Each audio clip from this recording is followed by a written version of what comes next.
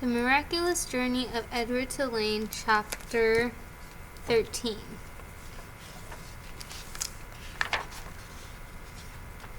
They traveled on foot.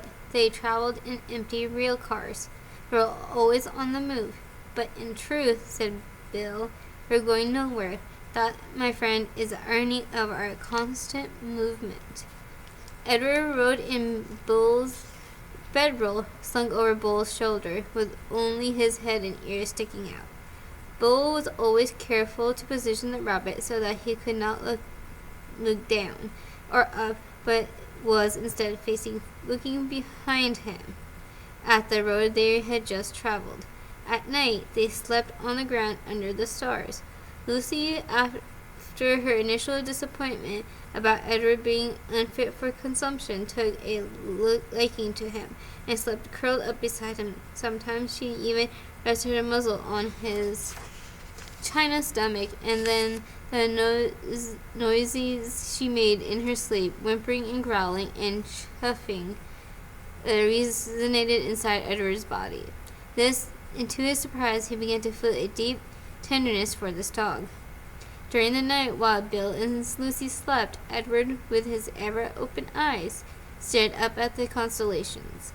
He said their names, and then he said the names of people who loved him. He started with Adeline, and then went to Nellie and Lawrence, and then from there to Bill and Lucy, and then he ended again with Adeline, Nellie, Lawrence, Bill, Lucy, and Adeline. See, Edward told Pellegrina, I'm not like the princess. I know about love. There were times, too, when Bill and Lucy gathered around a campfire with other tramps. Bill was a very good storyteller and an even better singer. Sing for us, Bull, the man shouted. Bull sat with Lucy leaning against his leg, and Edward balanced on his right knee, and he sang from somewhere deep inside himself. Just as Edward could feel Lucy's whimpers and growls resonate through his body at night, he could also feel the deep and sad sound of Bull's song move through him. Edward loved it when Bull sang, and he was grateful to Bull, too, for sensing that a dress was not the right kind of clothing for Edward. Malone, said Bull one night, it's not my desire to offend you or to comment negatively on your choices of garb, but I'm forced to tell you that you stick out like a sore thumb in that princess dress. And also, again, with no wish to offend you, the dress has been seen better days. Nellie's beautiful dress had not fared well at the dump, or its subsequent ramblings with Bull and Lucy. It was so torn and dirty and full of holes that it barely resembled a dress anymore. I have a solution, said Bull. I hope it meets with your approval. He took his own knit stocking cap and cut a hole in the top of it and 2 small holes on either side, and then he took off Edward's dress. Look away, Lucy, he said to the dog. Let's not embarrass Mullen by staring at his nakedness. Bull slid the hat over Edward's head and pulled it down and poked his arms through the smaller holes. There you go, he said to Edward. Now you just need some pants. The pants Bull made himself, cutting up several red handkerchiefs and sewing them together so they could formed a makeshift covering for Edward's long legs. Now you have a proper outlaw look, said Bull, standing back to admire his work. Now you can look like a rabbit on the run. Chapter 14. At first, the others thought that Edward was a great good joke. A rabbit, the hobo said, laughing. Let's chop him up and put him in a stew pot. Or when Bill sat with Edward carefully balanced on his knees, one of them would call out, Got yourself a little dolly, Bull? Edward, of course, felt a surge of anger at being referred to as a dolly, but Bull never got angry. He always simply sat with Edward on his knees and said nothing. Soon the men became accustomed to Edward, and word of his existence spread it was when Bull and Lucy stepped up the campfire to another town, another state, another place entirely, the men knew Edward. We were glad to see him. Melon, they shouted in unison, and Edward felt a warm rush of pleasure at being recognized, as being known. Whatever it was that had begun in Nellie's kitchen, Edward's new and strange ability to sit very still and concentrate the whole of his being on the stories of another became invaluable around the hobo campfire. "Look, Melon," said the man named Jack one evening. "He's listening to every dang word." "Certainly," said Bull. "Of course he is." Later that night, Jack came and sat next to Bull and asked if he could borrow the rabbit. Bull handed Edward over, and Jack sat with Edward upon his knee. He whispered in Edward's ear.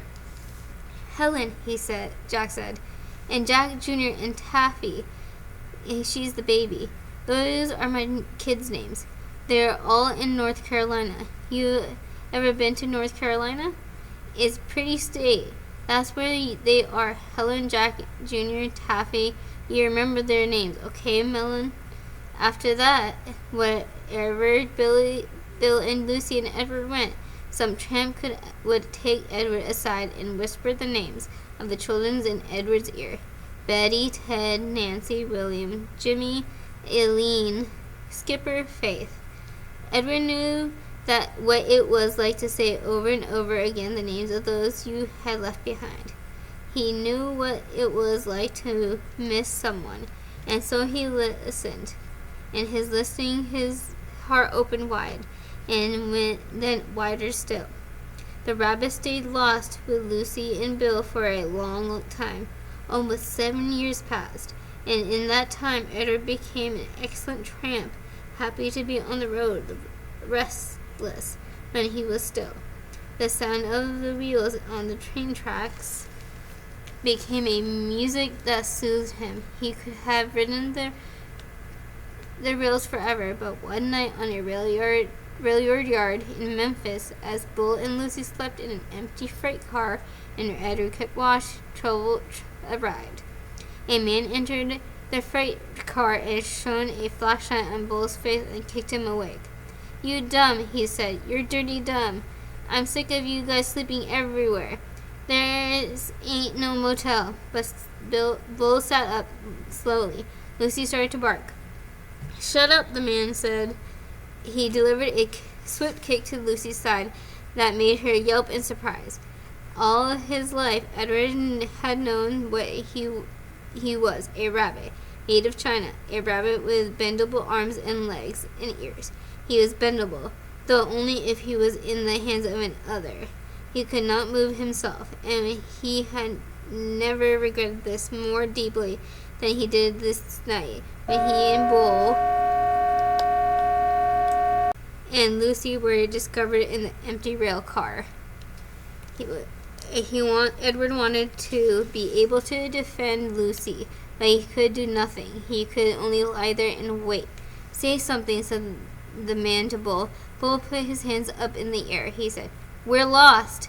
"Lost? Ha! You bet you're just lost." And then the man said, "What's this?" He shone the light on Edward. "That's Melon," said Bull. "What the heck?" said the man. He poked Edward with the toe of his boot. "Things are out of control. Things are out of hand. Not on my watch. No, sir, not when I'm in charge." The train suddenly lurched into motion. "No, sir," said the man again.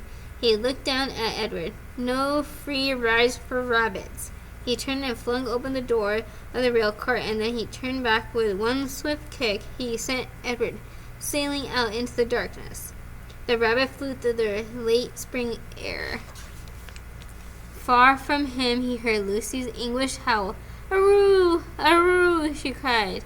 Edward landed with a most alarming thump, and then he tumbled and tumbled and tumbled down a long, dirty hill. When he finally stopped moving, he was on his back, staring up at the night sky. The world was silent. He could not hear Lucy. He could not hear the train. Edward looked up at the stars. He started to say the names of the constellations, but then he stopped. "Bull, heart had said. Lucy? How many times Edward wondered would he have to leave without getting the chance to say goodbye? A lone cricket started up a song. Edward listened. Something deep inside him ached. He wished that he could cry.